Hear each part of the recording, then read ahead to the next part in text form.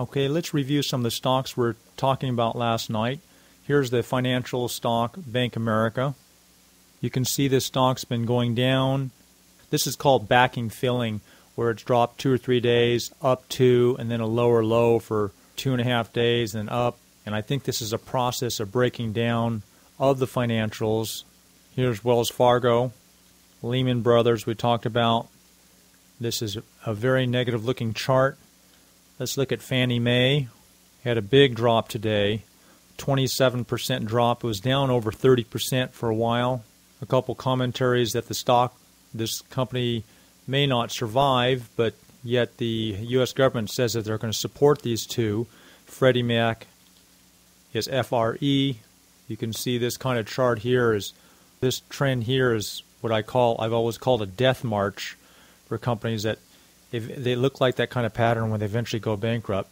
Let's take a look at the NASDAQ Composite. This is still in the process, it looks like to me, of breaking down a little bit more. And the Dow has corrected more than the NASDAQ Composite. If you draw a trend line here, see this channel here that represents a trend line. You can see where it broke below this here, and it looks like it's right here, and it looks like it might run up to here about 11,007. We'll just see how, if it stays within this pattern can continue to march up. And if we look at the NASDAQ Composite within that same kind of framework, it looks like that this could break down a little bit more if they're going to parallel each other. Try to look at those charts to give me an idea of what the market's doing, what's it likely to do, and the stocks I work with, it might add a little bit of insight of what the stocks I might be working with, whether it's a Dow stock or a NASDAQ Composite. It can have a little bit of factor, a small factor in it, especially on a real negative or a real bullish day. Let's look at AFAM. This was a short. I covered this here. It went down as low as $3.60. Covered it just around 41, a little over 41. Rebounded back up. This is still a long ways to come back down. I think we're going to the mid-30s here, possibly the low 30s, and I'll probably enter that short again the next day or two and watch how it acts. Here's a stock that I'm still short. It did rebound. Here's a process of breaking down. On the keyboard, it's like Shift 1. This is Shift 1. It shows 2 years. Shift 2 shows, I believe, 15 months. Shift 3, there's a year of data. And then this is opening it up for about 6 or 7 months. TWP, you can see that's still in the process of breaking down. This is a short position. Swim, see it's a real gradual. This doesn't have a huge potential as far as the short goes. That's really a pretty calm, docile one. Here's the one I'm still short, but this is rebounded, and this is a little bit dangerous where it could go above this 650 mark tomorrow, make a new high, and that will be definitely dangerous. I shorted here on this day. I covered a little bit down here yesterday, kept some short and added to it today. That's obviously been a little bit of a dangerous move. Stock came from 4 to 650, not a huge run up, but I think these biotech stocks usually have had a long history of correcting hard. There's no revenues on this yet. They still don't have a product out. Also, another factor I look at is see how much it's corrected. Came from $5 down to below $3.50 several weeks ago, and I'm expecting that this pattern will continue to have quite a good correction in the coming weeks. A lot of these bull shorts, what you have to do, or how I handle that, is I use very big stop losses, if any, and watch it very closely when it goes against me.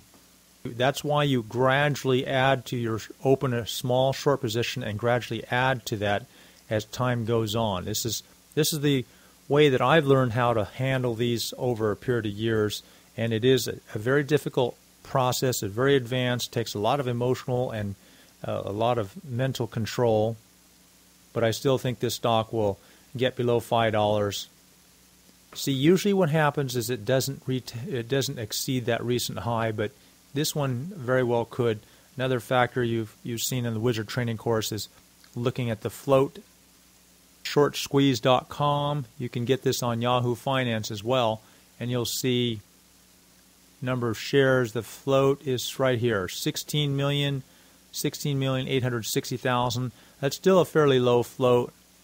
The volume traded today was right here, 567,800. So the volume's dropped off, and I'm anticipating that this will run up a little bit more. I'm still going to hold a short position, possibly add to it tomorrow, and just hang on for the ride. This is really an advanced technique. I'm just encouraging you to be a very small positions before you really learn this process. Another short, GPIC, acting just as anticipated.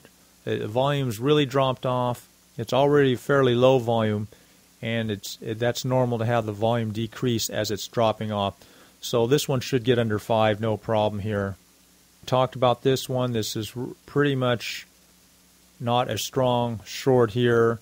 I passed on this one a couple days ago. I'm just reviewing the stocks. Cepheid is dropping off. MYGN rebounded today quite strongly, about 5%. Still could continue to correct down this process down here and get below 60 in the next week or so. Let's look at the coal stocks. The energy stocks did real well today. Looks like this is turning up, as I talked about on last night's report. Arch Coal. Here's Foundation Coal, another coal stock. As you can see, the fast-moving average is crossing from low to high, crossing over from this blue over to this red line, and this could easily continue into the mid to upper 60s. Here's Massey Energy, also another coal stock. So here's Monsanto, the agricultural chemicals daily chart. Looks like we're having a turn upwards. It's been pretty choppy. Mosaic looks a little weaker. Potash still looks real weak. Looks pretty shaky that it could turn down. Looks like that might be just turning down. Here's the stochastics indicator. OBV is the orange line, and we've got MACD on the red and green in this section. I can stretch this out a little bit. The volume seemed to pick up today in the market in general, especially the financial stocks. A lot of volatility, and we're going to see that the next few days in these stocks and these sectors that I've been following. You can definitely see oil starting to move up. Here's the XOI. Here's the actual oil price. It moved up to close at 115.56 with a high of 116.1 today. Goldman Sachs analyst was saying that he's seeing this by year end at $149 per barrel. And as I've been teaching you in these reports, how oil sector moves up, the financials and the Dow stocks and S&P tends to move down. Agriculturals move up with the crude oil index. So you'll learn through time how these sectors, as they move, which sectors move up in tandem with each other and which ones are in an inverse relationship.